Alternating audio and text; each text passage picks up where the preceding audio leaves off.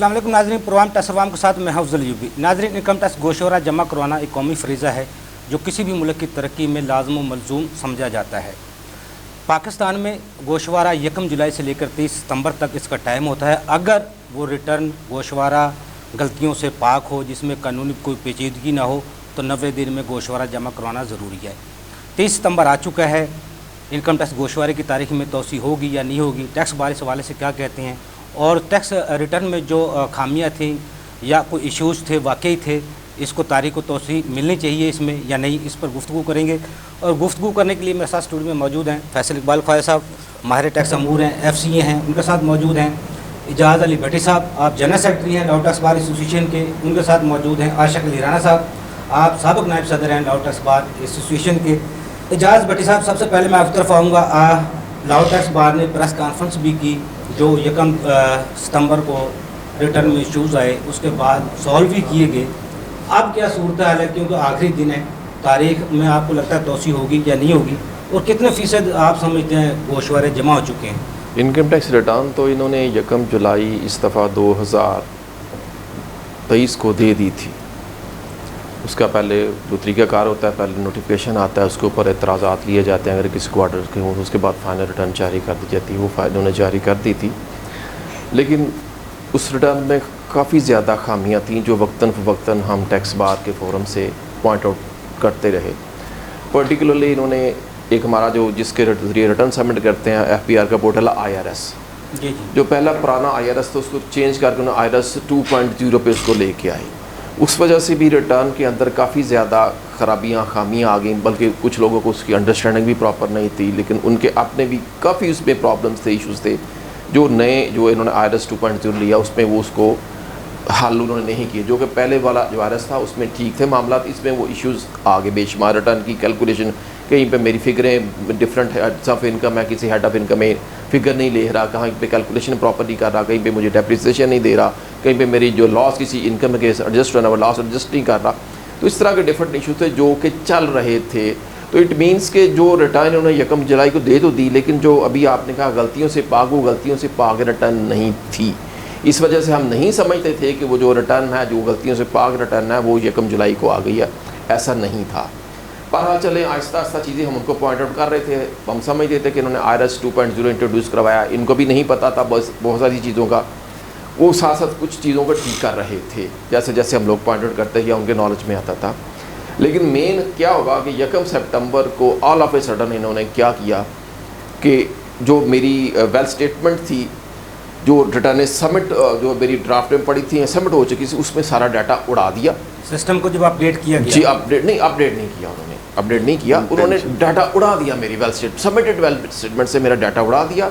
और उसके साथ एक अहम तब्दीली कर दी कि जब तक मैं 7E का फॉर्म है जो सेक्शन 7E का 2021 में इंट्रोड्यूस करवाया गया था, उसकी कहा जी पहले आप 7E के फॉर्म को फिल करेंगे, प्रॉपर्टीज़ वहाँ पे आप एंटर करेंगे, तो फिर आपका डाटा वेल स्टेटमेंट में आएगा, उसके बगैर आप वेल स्टेटमेंट पे काम ही नहीं कर सकते थे। ठीक है, तो उन्होंने लिंक कर दिया कि 7E का फॉर्म पहले फिल करें, उसमें अपनी लायबिलिटी डिटरमिन करें, फिर वो डाटा आपका जाएगा। जबकि पंजाब में NOC मिल गया था, जबकि सूरत हाल ये थी कि पंजाब में जब ये चारों सूबों में जाहिर बात है फेडरल गवर्नमेंट का टैक्स है, तो चारों सूबों में हुआ था। Sindh government Karachi high court का जो फैसला था 7E के वो अगेंस्ट था, उसमें डेफिनेटली जो टैक्स पेयर हैं वो सुप्रीम कोर्ट में गए हुए हैं, लेकिन लाहौर हाई कोर्ट ने 7E को अल्ट्रा वायलेट डिक्लेयर कर दिया हुआ था जी। तो जो 7E का इन्होंने लिंक कर दिया वेल स्टेटमेंट के साथ, वो टोटल अनलॉफुल इलीगल था। जब मेरी हाई कोर्ट कह रही है कि अल्ट्रा वायलेट है, तो फिर मुझे आप कैसे फोर्स कर सकते हैं कि मैं 7E का वो फॉर्म फिल करूँ? फिर आप लोगों को पता है, हमने उस पर प्रेस कॉन्फ्रेंस की, हमने उस पर खासा जो है डिपार्टमेंट के साथ लेटर भी लिखे। फिर अल्टीमेट खैर उन्होंने हमारे साथ बैठ के एक कुछ 6-7 तारीख को इन्होंने जूम पे हमारे साथ मीटिंग की। वो इस्लामाबाद में तमाम FPR के मेंबर ऑपरेशंस, पॉलिसी, IT वाले बैठे, लाहौर में हम बैठे, कराची में तकरीबन पाकिस्तान के तमाम बारे में बैठी, और हम यही उन बात कही कि जनाब आप हमें फोर्स नहीं कर सकते। फिर उसमें इनका अपना सर्कुलर नंबर 3 एक मौजूद था, जिसमें इन्होंने खुद कह दिया था कि पंजाब फॉर्म B इन्होंने लेना था जिन पे अप्लाई नहीं होता था। उन्होंने एग्जाम्पशन दे दी कि जो लोअर हाई कोर्ट जुरिस्डिक्शन में आते हैं वहाँ पे लिखते हैं कि स्टे, तो उनको ज़रूरत नहीं रहेगी। तो उस अपने सर्कुलर की मौजूदगी में इनका जो अपना स्टांस था फोर्स करने का, वो इलीगल था। खैर उन्होंने इस चीज़ को एक्सेप्ट किया और फिर उन्होंने उस फार्म को डी लिंक कर दिया, लेकिन इस दौरान खासा टाइम ज़ाया हो गया। जी जी। जिन लोगों की वेल्थ स्टेटमेंट में से प्रॉपर्टी उनकी, वो लोग परेशान हो गए कि ये क्या है, मेरी सबमिटेड डॉक्यूमेंट में से तो ये उड़ा ही नहीं सकते, क्योंकि वो एक कॉन्फिडेंशियल डॉक्यूमेंट है। ये तो नहीं इनका डिपार्ट आप यार उस पर फिर अप्रोच करके अपनी जो है वो मैंने तो वहाँ पे कहा टाइम का ज़्यादा हुआ, टाइम का ज़्यादा हुआ, पेड़ में तशवीश पाई जा रही थी वो ज़्यादा हुई, क्या तो याद उस वजह से काफ़ी टाइम फिर ज़ाया हो गया। ज़ाया होने के बाद इन्होंने फिर हमें अलाउ कर दिया कि उसके बाद जाना शुरू हो गए गोशवारा दोबारा से, लेकिन उसके बावजूद भी जो खामियां थी रिटर्न में वो पूरी तरह सॉल्व नहीं हुई। डिफरेंट इशू स्टिल एग्जिस्ट कर रहे थे, जो हम फिर उनको बार बार वक्तन वक्तन जो कलेक्टिव इशू था हम उनको पॉइंटेड करते लेटर लिखे जनाब ये स्टिल इशू आ रहा है। तो उस हवाले से देखा जाए तो इस दफ़ा रिटर्न्स की फाइलिंग की रफ्तार या जो स्पीड है वो नहीं है जो माजी में होती रही है। सही कह रहे हैं। रीज़न कि मेरी रिटर्न नामुकम्मल, सेकंड उन्होंने फिर जो 7 का लिंक कर दिया। तो उस हवाले से आज की डेट तक जो रिपोर्ट है, जैसे आप कह रहे हैं 20%, ये भी अभी कोई कन्फर्म बात नहीं है। डिपार्टमेंट के बंदे से आज जो मेरी बात हुई है, मैंने FBR के ऑफिशियल से पूछा है, वो 15% बता रहे हैं, मैं 20% इसलिए बता रहा हूँ, शायद वो आज अभी तक कोई कन्फर्म फिगर FBR ने अनाउंस नहीं की। जो मेरा इतलात है कोई कन्फर्म, कोई 15 है, 20 है, 10 है, 25, कोई फिगर डिपार्टमेंट FBR ने अभी तक अनाउंस नहीं की। कितनी फीसद रिटर्न हमें आ चुकी हैं, लेकिन चूंकि हम टैक्स कंसल्टेंट्स हैं, मेरे साथ ख्वाजा साहब हैं, सीनियर हैं, हम लोग देखते हैं, हमें अंदाज़ा है कि कितने लोग हैं, बहुत कम रिस्पॉन्स है। फिर उसमें मुल्क के हालात आपके सामने हैं, लोग अक्सर लोग कहते हैं जी अभी तो हमारे पास पैसे नहीं है सर, हम कैसे जमा करवाएं टैक्स, तो वो इशू एग्जिस्ट करते हैं। तो उस हवाले से हम समझते हैं कि FBR को इसके ऊपर सोचना चाहिए, क्योंकि इन्होंने फैसिलिटेट करना है। जी जी, प्रेशराइज करके ये रिटर्न नहीं ले सकते, जो मर्जी कर सकते। जिस तरह अभी सेक्रेटरी साहब बता रहे थे 7E के मसाइल भी हैं। 7E तो अब एक कानून बन चुका है, इसके बगैर तो अब गुजारा नहीं है, क्योंकि उनको ये मालूम हो चुका है, हुकूमत को भी FBR को भी, इनकम टैक्स की तरफ से हम टैक्स वसूली नहीं कर सकते, क्योंकि इंपोर्ट की तरफ से जो आता था वो अब नहीं आना, वो इंपोर्ट उस तरह की नहीं होगी जो साहब माजी में होती रही है। लेकिन इस तरीके से हम वो टैक्स वसूल कर सकते हैं जो लोग इनसे बिल्कुल मुस्तस्ना थे। तो इसके बाद रिटर्न में जो इशूज़ आज जैसे भट्ट साहब बता रहे हैं 7E के आए थे, आप इन इशूज़ को किस तरह देख रहे हैं? बिस्मिल्लाहिर्रहमानिर्रहीम। यूबी साहब, सबसे इम्पोर्टेंट चीज़ ये है कि इन्होंने IRS का जो मॉडल बदला है, जी जी, 2 वर्जन पे आए हैं, ये बदलना चाहिए था इन्हें कम से कम 6 माह पहले। 6 माह पहले, सही कह रहे हैं। देखें आप कैसे एकदम से एक वर्जन को बदल सकते हैं। लोग ट्रेंड थे पिछले वाले वर्जन पे, जी, और उस वर्जन में कोई खराबी नहीं थी। मुझे नहीं समझ आई कि इन्हें ये नया वर्जन लाने की क्या जरूरत थी। वो भी एक माह जब रह गया। अब वो भी तब जब आप at the nick of time, जबकि रिटर्न फाइल करने की बात आ रही, ठीक है। हमेशा पूरी दुनिया में ये होता है, मैं खुद ERP कंसल्टेंट हूँ। जी जी, जब 2 सॉफ्टवेयर आते हैं ना, मसलन मेरे क्लाइंट के पास माइक्रोसॉफ्ट ग्रेट प्लेन था, वो चले गए SAP पे। जी जी, उन्होंने 1 साल तक SAP और पुराना सॉफ्टवेयर साइमल्टेनियसली चलाया। जी जी, क्योंकि एकदम से किसी चीज़ पे चेंज करना नामुमकिन है। जी, अब आपने एक रिटर्न पे एक IRS सॉफ्टवेयर दिया जो 6-7 साल से लोग उस पर काफ़ी ज़्यादा हिंडी हो गए थे। जी जी, एकदम से आपने उसको चेंज कर दिया, जिसके रीज़न भी कोई नहीं है। मतलब आप देखें कि सिर्फ क्या किया है, उसका डैशबोर्ड चेंज किया है, बाकी चल वो वैसे ही रहे।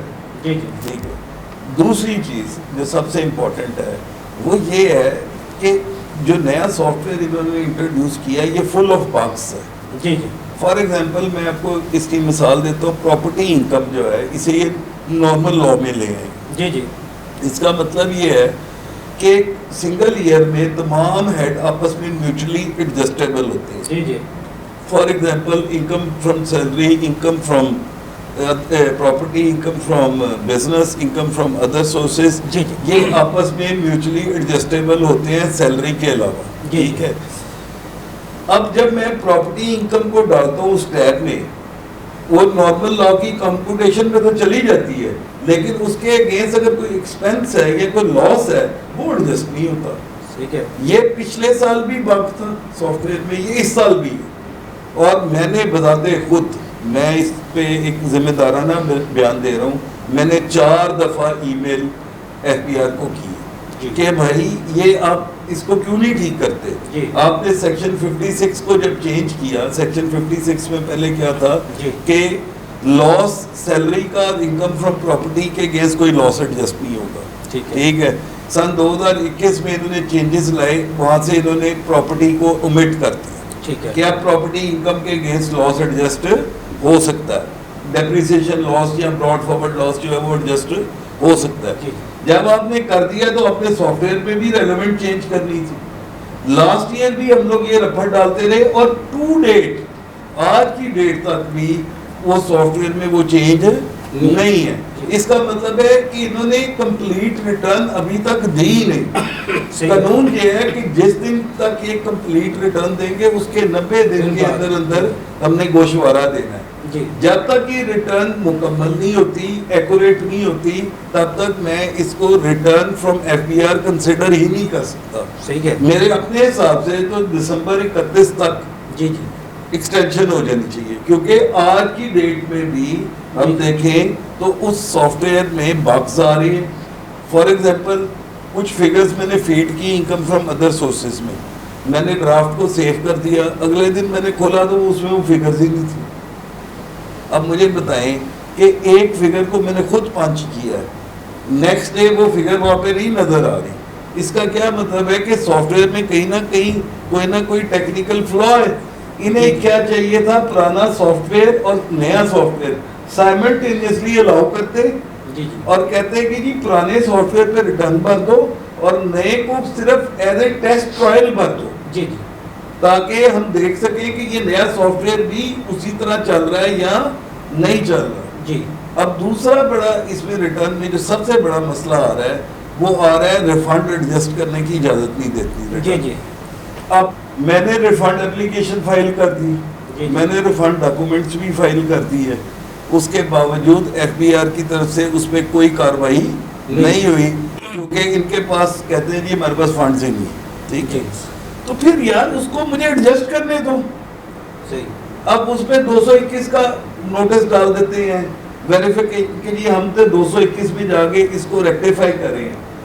लाहौर हाई कोर्ट के डिवीजन बेंच की इस पे जजमेंट आ चुकी है, सिंगल की पहले आई, डिवीजन की बाद में आई कि 221 में ये रेक्टिफिकेशन नहीं हो सकती जी। इन्होंने धड़ाधड़ नोटिस इशू किए हैं। आप देखें कि मेरे जितने टेक्सटाइल के क्लाइंट हैं, जितने इंडिविजुअल क्लाइंट्स हैं, जहाँ जहाँ हमने रिफंड एडजस्ट किया हुआ था, पुलंदा नोटिस का 350 के करीब नोटिस आए। हर एक में एक ही साइक्लोस्टाइल लैंग्वेज है कि जी आपने ये रिफंड एडजस्ट किया हुआ है तो इसको हम डिसअलाउ करने जा रहे हैं। अब मैंने ये केस में मैं पूरी जाके वर्किंग दी कि जी ये 2016 का रिफंड था, ये मैंने 2020 में एडजस्ट किया, ये 16 के चलान है, यहाँ से ये रिफंड आ रहा था, इसको मैंने ऐसे एडजस्ट किया। अब वो क्या कहते हैं, वो कहते हैं जी ये एडजस्टमेंट आपको किसने अलाउ की। 170(3) सेक्शन जो है जी वो क्लियर है कि अगर मेरा कोई एक्सेस पैसा एफबीआर के पास चला गया है तो मैं चाहूँ उसे एडजस्ट कर सकता हूँ। सही है। मैं कैश रिफंड पे लिमिटेशन इन्होंने डाल दी हुई है 3 साल, एडजस्टमेंट पे कोई लिमिटेशन नहीं। ठीक है, यानी मैं एडजस्टमेंट जैसे मर्जी जब मर्जी जितनी मर्जी करूँ। 170(3) सेक्शन जो है वो लॉ स्टैट्यूट में मौजूद है।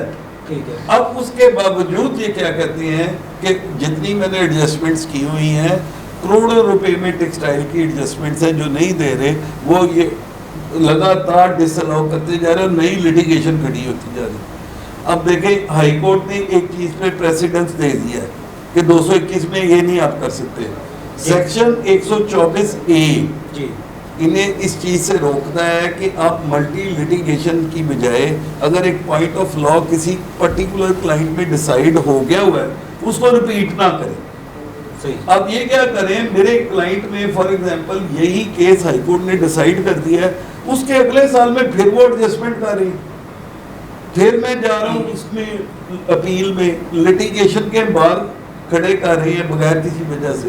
देखें, एक तो इन लोगों ने जाली रिफंड एडजस्ट किए, मैं उसके शदीद खिलाफ। उनको तो पेनलाइज नहीं करना चाहिए, अरेस्ट कर लेना चाहिए। एक आदमी उसका जेन्युइन रिफंड है जी, वो उसकी आपको वर्किंग दे रहा है, उसके चलान दे रहा है, आपको समझा रहा है कि जी इस साल में मेरा ये 1 लाख टैक्स कट गया था, मेरी लाइबिलिटी 98,000 बनती थी, वो साल भी टाइम बाद हो गया है 2016, तो 2000 का ये जो रिफंड है अब ये डिटरमिन्ड है और ये क्योंकि उस साल को आप खोल ही नहीं सकते। उसका कानूनी हक भी है। नहीं, 2016 अब टाइम बार्ड साल है ना जी जी, उसमें मेरा जो रिफंड आ रहा है वो 120 में है, 122 1 में है, 122 5 में है, वो डिटरमिन हो गया है। अब उसको तो ये हिला नहीं सकते ना उस रिफंड को। तो उस रिफंड को अगर मैं एडजस्ट करता हूँ जो साल टाइम बार्ड हो गया हुआ है, तो उसमें इनको क्या, इनकी सेहत पे क्या फर्क पड़ता है?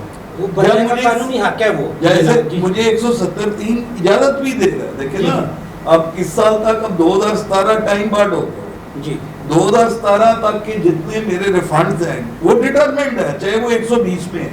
सही, क्योंकि 120 के ऑर्डर को इन्होंने खुद असेसमेंट ऑर्डर का है कि जी 120 में जब आपने रिटर्न दी उसमें एक स्पेसिफिक टाइम है 6 महीने का, उसके अंदर अंदर अगर नोटिस नहीं आता तो वो डीम्ड असेसमेंट हो जाती है। सही, ठीक है।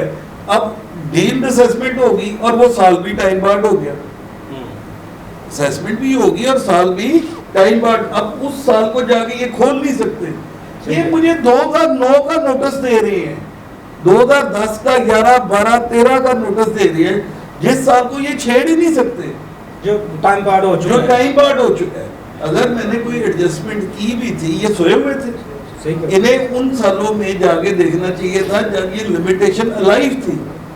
अब मल्टीपल लिटिगेशन टेक्सटाइल में, मैं बड़ी आपको जिम्मेदारी से बता रहा हूँ, मल्टीपल लिटिगेशन टेक्सटाइल में चल रही है और बड़े घरों में, छोटे घरों में नहीं। मतलब मैं आपको उन लोगों की बात कर रहा हूँ जिन्होंने करोड़ों रुपए की एडजस्टमेंट्स की हुई, और कई ऐसी एडजस्टमेंट्स हैं जो ITMS पे अलाउ हुई है जी।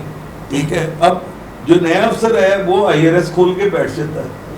उसको जब मैं कहता हूँ मेरी ये ITMS में इस साल में ये डेबिट हुआ, ये क्रेडिट हुआ, इनका अपना लेजर मैं देता हूँ, वो उसे हैरानगी से देखना शुरू कर देता है। सही। दूसरी तरफ एक अफसर क्या है, वो 2020 में बैठता है, बैठ के ना सारे जितनी रिफंड एप्लीकेशन रिजेक्ट कर देते हैं। ठीक है कि जी ये टाइम लिमिटेड टाइम बार्ड है। ठीक है। वो ये देखता ही नहीं कि ये रिफंड हम लोग ITMS सिस्टम में खुद एडजस्ट कर चुके हैं। जो चीज आप एडजस्ट कर चुके हैं वो कैसे टाइम बार्ड हो सकती है? सही। मतलब आपने खुद एडजस्ट की ना, आपने एक लेजर दिया है कि 2016 का पैसा उठा के मैं 2019 में ले गया। सही है। वहां पे डेबिट हुआ, इधर क्रेडिट हुआ। ठीक है। और वो ITMS में मेरे पास लेजर मौजूद है। ठीक है। अब वो कहते जी IRS पे तो ऑर्डर है कि आपका ये रिफंड लिमिटेशन को हिट कर रहा था, इसलिए ये टाइम बार्ड हो गया। ये हालांकि सहूलत देने के बजाय FBR को, ये फिर बदमाशी है, ये कानून की वायलेशन है। देखो ये मैं शायद ये वर्ड नहीं इस्तेमाल कर सकता, नहीं तो फिर ये जो कानून के खिलाफ, ये मैं कहता हूँ कि ये ज्यादती टैक्स पेयर के साथ इन हालात में, जिन हालात में लोग मरे पड़े।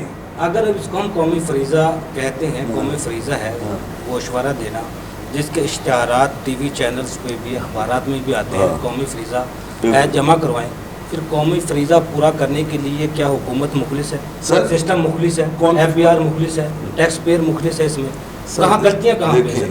दोनों तरफ गलतियाँ कई। आप देखें इस टैक्स नेट पे भी मैं मुतमिन नहीं हूँ। वजह क्या है कि जितने हमारे पास टैक्स पेयर है ना, ये 3 गुना होने चाहिए। मैं फैसल साहब दोबारा आपकी तरफ आऊँगा, बहुत से सवाल आते हैं मेरे पास। जर्मनी के साथ इन्होंने एक मुआहदा किया, पाकिस्तान ने पहले 1994 में हुआ था, अब फिर मुआहदा किया है सिर्फ डबल टैक्सेशन को बचाने के लिए और टैक्स पेयर को सहूलियत देने के लिए, नए टैक्स पेयर को ढूंढने के लिए। एक सवाल वो आपसे पूछूंगा, दोबारा आऊँगा जब दोबारा। लेकिन आशा के लिए राना साहब, आप तरफ ब्रेक से जाने से पहले एक सवाल छोड़ रहा हूँ। इश्तिहारात अरबों पे, अरबों के होंगे, जब अरबों को बिना करोड़ों के तो होंगे जो चल रहे हैं। अब 30 सितंबर आखिरी डेट है। सेक्रेटरी साहब की भी आपने गुफ्तगू सुनी, फैसल साहब की भी सुनी, इतने भाम हैं, इतनी गलतियाँ हैं टैक्स रिटर्न में, फिर इतना पैसा, कौम का पैसा, ये टैक्स का पैसा जो अवाम का है, जब FBR को भी पता है हमारे पास गोशवारे पूरे नहीं हो रहे, फिर इश्तिहारात आखिरी डेट के चलाने का क्या फ़ायदा है? क्या इश्तिहारात देने से 30 सितंबर आखिरी तारीख है, इससे गोशवारे जमा हो जाएंगे? आप क्या समझते हो टैक्स रिटर्न में जो गलतियां हैं इनको किस तरह दूर किया जा सकता है? नाज़रीन, छोटा सा कमर्शियल ब्रेक, हमारे साथ रहिएगा।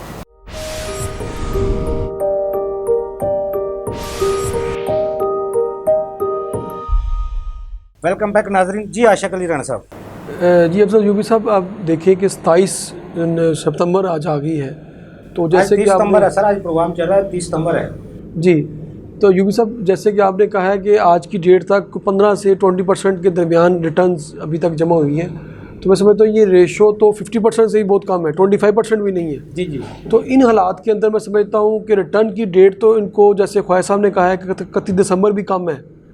तो बेसिकली मैं समझता हूँ कि गवर्नमेंट जो है ये ऐसे क्यों पॉलिसीज़ बनाती हैं कि एक आवाम या कंसल्टेंट जो रिटर्न फाइल करते हैं वो एक चीज़ में हैंडी हो जाते हैं, फ्रेंडली यूज़र हो जाते हैं, उस पर एंड टाइम पे आके वो रिटर्न को सॉफ्टवेयर को चेंज कर दिया उन्होंने आते साथ ही। यानी कि लोग टैक्स देना चाहते हैं, रिटर्न फाइल करना चाहते हैं, और गवर्नमेंट ऐसी हमारी FBR ऐसा निज़ाम मैकेनिज़्म बनाता है वो रिटर्न लेना नहीं चाहते, कि जो लोग टैक्स नेट में हैं उन्हीं पर टैक्स बोझ डाल देते हैं, उन्हीं को बजाय ब्रॉडरिंग और टैक्स बेस की तरफ जाने के। आप सवाल था जो इश्तिहारात हम चला रहे हैं, करोड़ों के इश्तिहार पे पैसे लगा रहे हैं, टैक्स का पैसा, कौम का पैसा, जब मालूम है टैक्स गोशवारे पूरे नहीं होंगे, तारीख आगे जाएगी, हमारी गलतियाँ, सिस्टम की गलतियाँ, कानून में गलतियाँ हैं जो हमने की हैं, तो उनको दोस्त करने के बाद लोग गोशवारा जमा करवाएंगे, तो उसके बावजूद फिर ये करोड़ों का नुकसान क्यों? ये यूबी साहब, ये तजर्बे, जैसे हमने ये ऑर्डिनेंस भी बाहर से इंपोर्ट किया, इसी तरह हमने IRS भी उन सॉफ्टवेयर को हम इंपोर्ट करते हैं जो बाकी कंट्रीज़ के अंदर जिसको यूज़ ही नहीं किया जाता। चलो ये फ्रूटलेस सिस्टम फॉलो करते हैं, जब उसके एक्सपर्ट उसको समझ जाते हैं, जब समझते फिर उसको बदलने की क्या ज़रूरत है? और बदलना भी उस टाइम देखें कि जिस टाइम लोग रिटर्न्स फाइल करना चाहते हैं, उन्होंने उस पर 7E की जैसे डाटा सारा उड़ा दिया, और जो डाटा अभी हम रिटर्न को सेव करते हैं, दोबारा रिटर्न को खोलते हैं, वो ड्राफ्ट में सेव ही नहीं होता। सॉफ्टवेयर तो वो है जो किसी को रिटर्न, जो टैक्स पेयर्स है उसको फैसिलिटेट करे, वो जाके उसे इरिटेट ना करे। तो ये हो ये रहा है, जब एक रिटर्न को इतना टाइम लगाता है और उसकी कैलकुलेशन ही नहीं करता, आप उसको जब कैलकुलेट करते हैं, वो अगर आपकी कैलकुलेशन ही गलत कर देगा, तो कल को जो टैक्स पेयर के साथ होगा, आप 122(5) की तरह उसकी डेफिनेट इन्फॉर्मेशन में आ जाएंगे कि आपने ये प्रॉपर्टी डिक्लेयर ही नहीं की। वो तो ये कहेगा जी मैंने डिक्लेयर किया, ये तो एररलेसली मिस्टेक है सिस्टम की, तो एक लहदा सी लिटिगेशन स्टार्ट हो जाएगी। तो मैं समझता हूँ कि FBR को चाहिए कि अपने टैक्स पेयर्स को फैसिलिटेट करें और उनको पैरेलल ऑप्शन भी दे, जैसे ख्वाजा साहब ने कहा है कि आप पैरेलल सॉफ्टवेयर पुराना भी चलाएं। अगर आपने किसी चीज़ को लॉन्च करना है, वक्त की ज़रूरत के मुताबिक जिद्दत लेकर आनी है, तो अगर आप एंड टाइम में चेंजिंग कर रहे हैं तो उसके साथ पैरेलल पुराना सॉफ्टवेयर भी यूज़ करें, ताकि आपकी जो फ्लो है, ट्रैफिक है, वो ना रुके। इस तरह क्या हुआ, रिटर्न्स तो रुक गई हैं, लोग जो है रिटर्न्स सबमिट करने से कासर हो गए हैं। तो मैं से इसमें इन हालात के अंदर जो FBR ने इतने मुलाजमीन की इतनी टीम हायर की हुई है, वो क्या कर रही है? IT जो हमारे मेंबर IT हैं, उसके अंदर जो IT सिस्टम चल रहा है, वो कोई फैसिलिटेट नहीं कर रहे, ना इनका कोई ईमेल का रिप्लाई का कोई सिस्टम है, मैकेनिज़्म है। सेक्रेटरी साहब यहाँ बाहर के मौजूद हैं, इन्होंने 12 दफ़ा इनकी बड़ी काविश को सराहते हैं। पाकिस्तान टैक्स बार के सेक्रेटरी साहब हैं, कमरुज़्ज़मान चोइस साहब या भट्टी साहब हैं, इन्होंने बहुत काविशें करने के बावजूद, प्रेस कॉन्फ्रेंस करने के बाद जाके ये काफ़ी हद तक 7E पे कंट्रोल किया गया, वो डाटा सारा रिकवर हुआ, वापस आया। मैं समझता हूँ बार का एक इनकी प्रोसेसिव वैल्यू, अल्लाह का शुक्र है कि इन पे है कि आज हमारी बार्स का इतनी प्रेस्टीजीज है कि उसको सुना जाता है।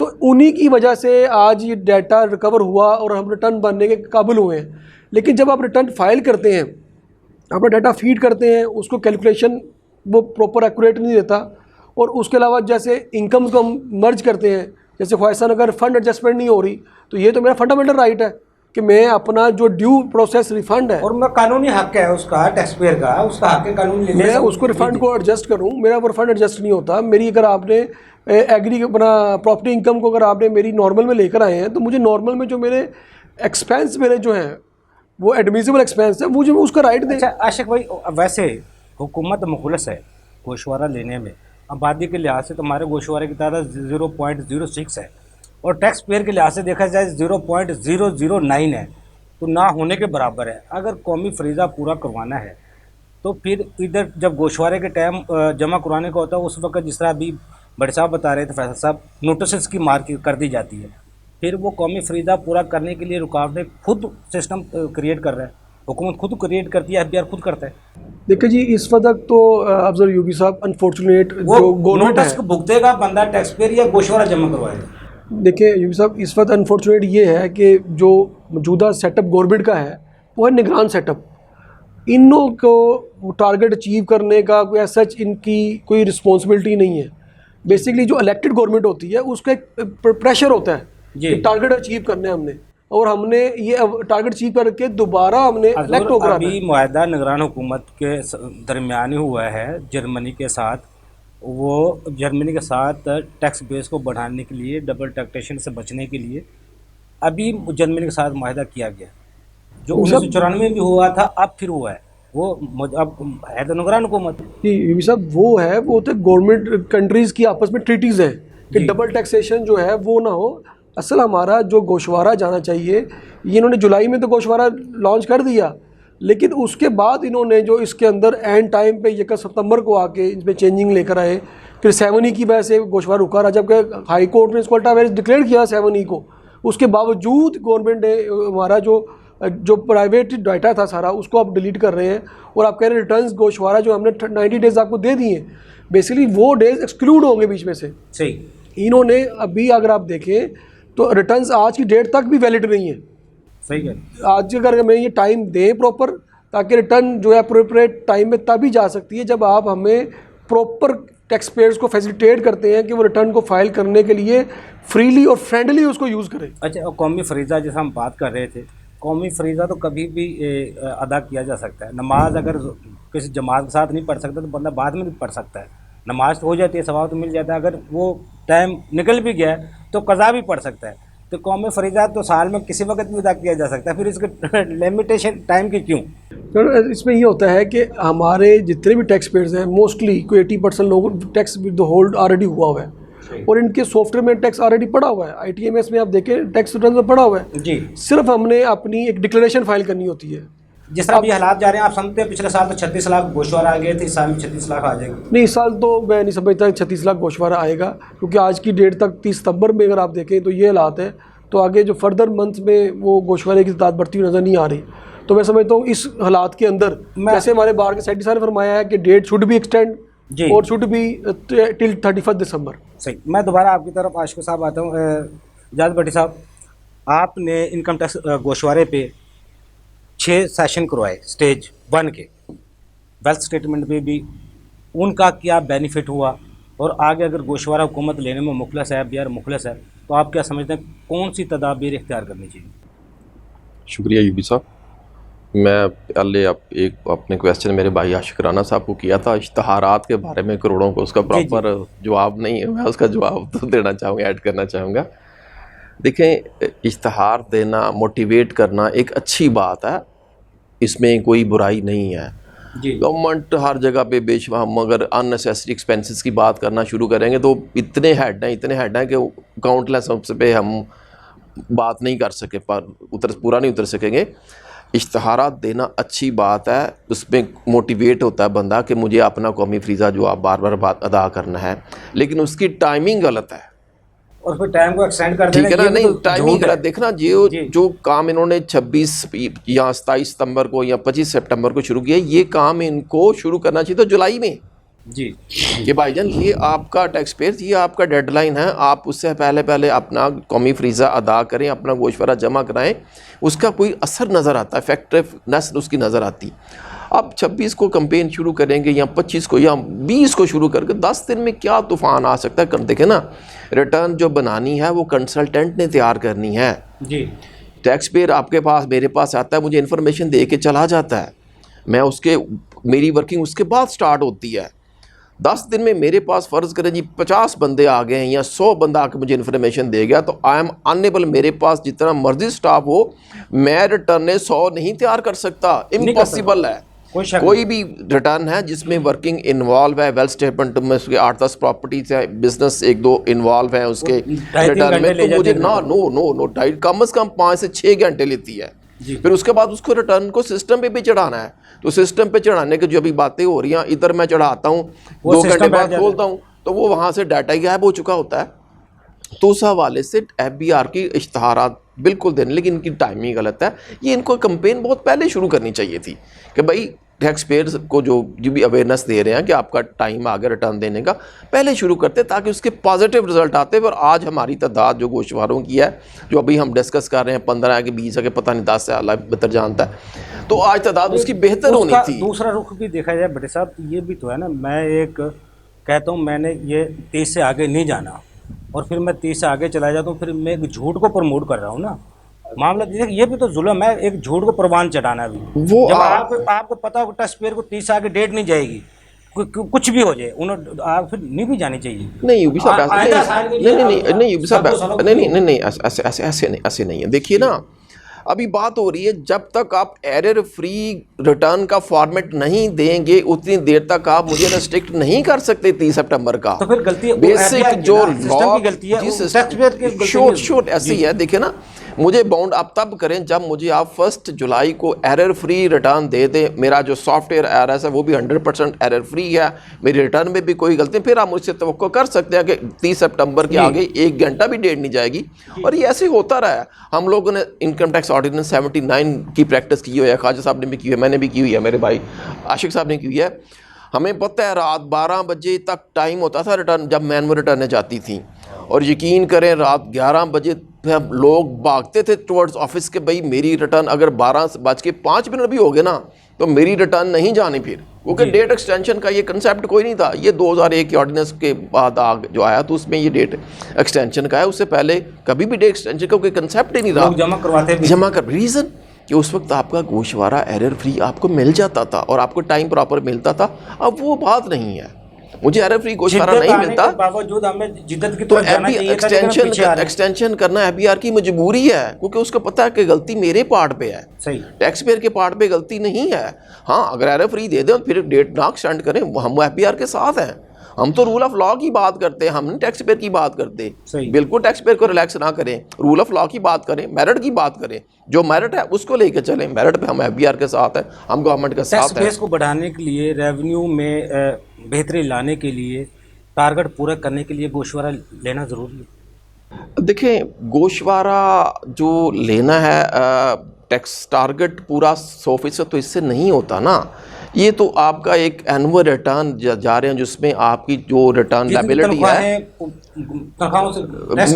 मैं गुजारिश कर वही ना, एक डिफरेंस है। जब हम एनुअल रिटर्न किसी की तैयार करते हैं ना, फ़र्ज़ करें किसी की लायबिलिटी बनी है 10 लाख रुपया, और 10 लाख में अगर उसका ऑलरेडी मुख्तलिफ हेड्स में सेक्शन 153 में डिडक्शन है, सेक्शन 151 में डिडक्शन, बेस मार्क्स डिडक्शन के सेक्शन है, उसमें जो डिडक्शन ऑलरेडी पूरे साल में हो चुकी हैं, वो डिफरेंस अगर बचा 2 लाख 3 लाख तो वो जमा होना, तो उससे तो टारगेट अचीव नहीं होता। जो ऑलरेडी डिडक्शन है वो तो गवर्नमेंट खाते में जा चुकी है और वो उसको काउंट फॉर कर चुके हैं। तो मैं नहीं समझता कि ये जो रिटर्न जमा होती है इससे कोई टारगेट अचीव गवर्नमेंट एफबीआर कर सकता है, ऐसा कुछ नहीं है।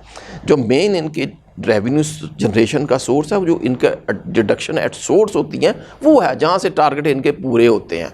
147 जैसे बड़ा इंपॉर्टेंट सेक्शन है कि उसमें एडवांस टैक्स मैंने जमा कराना होता है हर क्वार्टर का, वहाँ से ये टारगेट पूरे करते हैं। इसमें जो टारगेट पूरा करने का मुझे मैक्सिमम मार्जिन दे, मैं कहता हूँ 20% या 25% से ज़्यादा मैं मार्जिन नहीं दूंगा कि आपने टारगेट को पूरा करना, इससे ज़्यादा नहीं वो कर सकते। बाकी इनकी डिडक्शन के हवाले से जो है एट सोर्स है, वहाँ से इनके टारगेट पूरे करने होते हैं। जो आपने मुझसे क्वेश्चन किया था रिटर्न के हवाले से, हमने अल्हम्दुलिल्लाह अच्छे लेक्चर करवाए हैं। हमारे ख्वाजा साहब भी 1-2 लेक्चर में मौजूद थे, पैनलिस्ट भी थे। उसका हमें बहुत बेनिफिट हमारे बार मेम्बरान्स को हुआ है, ठीक है। और बार मेम्बरान्स के अलावा हमारे उसमें ओपन इन्विटेशन भी थी, जो लोग आगे रिटर्न को सीखना चाहते हैं, क्योंकि रिटर्न जो है फिल करना समझे 70% लॉ है रिटर्न फिल करने में। सही कह रहे हैं। जिसको रिटर्न प्रॉपर फिल करना आती है और वेल्थ स्टेटमेंट भी उसके साथ बड़ा इंपॉर्टेंट डॉक्यूमेंट है, उसको समझे 70% लॉ आ जाता है। बट साहब आप सही कह रहे हैं, ये बड़ी अचीवमेंट थी। चलो 50, 100, 200 बंदे जिन्होंने वो लेक्चर सुने, उनको समझा भी प्रैक्टिकल तौर पे भी, कानून के मुताबिक भी। लेकिन अगर जिस तरह 1 सितंबर को सिस्टम अपडेट कर दिया, वो उड़ा दी कानून, फिर तब्दीली आ गया, जो 6 लेक्चर थे फिर तो 0 हो गए। नहीं जो सिफर इस हवाले से नहीं सब नहीं, वो जो आइन हमने बेसिकली उनको रिटर्न की फिलिंग बताई है कि आपने रिटर्न को प्रॉपर कॉलम फिल कैसे करना है, फलां इनकम कहाँ पे लिखनी है, फलां इनकम कहाँ पे लिखनी है, फलां डिडक्शन कहाँ पे लिखनी है, वेल्थ स्टेटमेंट पे आपने प्रॉपर्टीज़ को कैसे पुट करना है, सेल हुई है तो कैसे पुट करना है। ये जो आप बात कर रहे हैं ना, वो सिस्टम की खराबी है, उससे हमारे लेक्चर्स का ऐसा कोई ताल्लुक नहीं है। हमने बेसिस बताई है रिटर्न फिल करने की। आखिर में ये बता दीजिएगा, ये अब तौसीह 31 दिसंबर तक होनी चाहिए, क्या होना चाहिए? अब मैं समझता हूँ कि जो मौजूदा एग्जिस्टिंग सिचुएशंस है, जो एग्जिस्टिंग हालात हैं, इसमें कम अज़ कम एफबीआर की जो है 31 दिसंबर तक तो बनती है। अच्छा फैसल साहब, आप क्योंकि मैं 2 सवाल आपसे रिटर्न से हटके हैं, लेकिन मैं पूछना चाहता हूँ, जर्मनी के साथ जो माहदा अब हुकूमत ने किया है, डबल टैक्सेशन से टैक्स पेयर को बचाने के लिए और टैक्स बेस को बढ़ाने के लिए, आप क्या समझते हैं ये माहदा 1994 में भी हुआ था, उसका रिजल्ट 2023 में आप समझते हैं कितने डबल टैक्सेशन से हम बचा सके मुल्क को या टैक्स पेयर को बचा सके, और इसका फ़ायदा मुल्क को कितना होता है? देखें, डबल टैक्सेशन ट्रीटी हमारी तकरीबन दुनिया के हर मुल्क के साथ है। जी।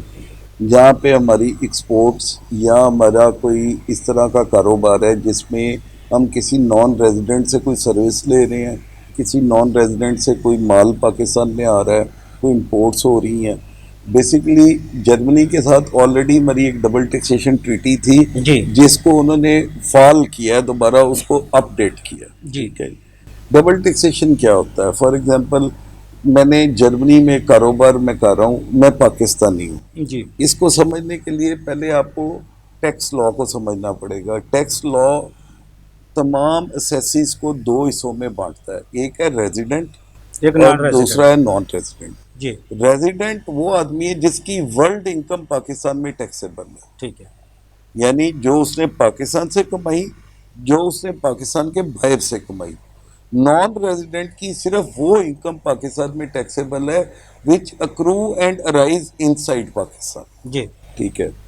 अब डबल टैक्सेशन ट्रीटी क्या होती है कि अगर मैंने जर्मनी में एक इनकम पे टैक्स दे दी है तो इनकम दोबारा पाकिस्तान में टैक्स नहीं हो सकती। जी। ये बेसिकली एक ट्रीटी होती है मुल्कों के दरमियान, जी। जैसे हमारी यूएस के साथ है, यूके के साथ है, हमारी हॉलैंड के साथ है, जापान के साथ है। ये double taxation treaties already exist करती है। अच्छा, अब होता क्या है कि मैं एक पाकिस्तानी रेजिडेंट हूँ जी। मेरे पास 2 ऑप्शंस हैं। एक ऑप्शन ये है कि अगर मेरा टैक्स बाहर के मुल्क में कट गया है जी। तो सेक्शन 103 में मैं यहाँ पे उसका क्रेडिट ले लूँ जी। या ये कह दूं कि मेरी डबल टैक्सेशन ट्रीटी है तो वो इनकम पाकिस्तान में एग्जम्प्ट है, उस पर मैंने दोबारा टैक्स नहीं देना। जी। इसी तरह नॉन रेजिडेंट आदमी ये साबित करता है कि भाई मेरी ये जो इनकम है जो पाकिस्तान में एक्रू एंड अराइज हो रही है, इसको मैंने अपने नेटिव कंट्री में टैक्स करवा लिया है। गुड। अगर उसे मैंने वहाँ पे टैक्स करवा लिया है तो फिर पाकिस्तान हुकूमत उस पर टैक्स नहीं ले सकती अगर double taxation treaty in place है। मेरे कुछ दोस्त हैं डॉक्टर है अमेरिका में। फैसल भाई टाइम कम है, मैं मुख्तसर अपने नाजरीन तक को सवाल पहुँचाना चाह रहा हूँ। FBI ने फैसला किया है मौजूदा जो टैक्स टारगेट है इनको पूरा करने के लिए हायर जो टैक्स एक्सपर्ट हैं, प्रोफेशनल हैं, उनसे बंदे CEOs को उठाया जाए, टैक्स बार से, चार्टर अकाउंटेंट फर्मों से, दूसरे मुल्कों से बंदों को उठाया जाए। तो आप समझते हैं अगर ये FBI का अमल पहले भी हुआ है, ये दूसरा होने जा रहा है, तो इसमें किस तरह बेहतरी आ सकती है? देखिए, मेरी एक मीटिंग वर्ल्ड बैंक में इस इशू पे हुई, वहाँ पे अशरफ गुमन साहब होते हैं जो इकोनॉमिक्स को हेड कर रहे हैं। जी। ठीक है। मेरी एक बड़ी डिटेल्ड मीटिंग इस चीज़ पे वर्ल्ड बैंक के साथ हुई जो हमारा एक सेशन था।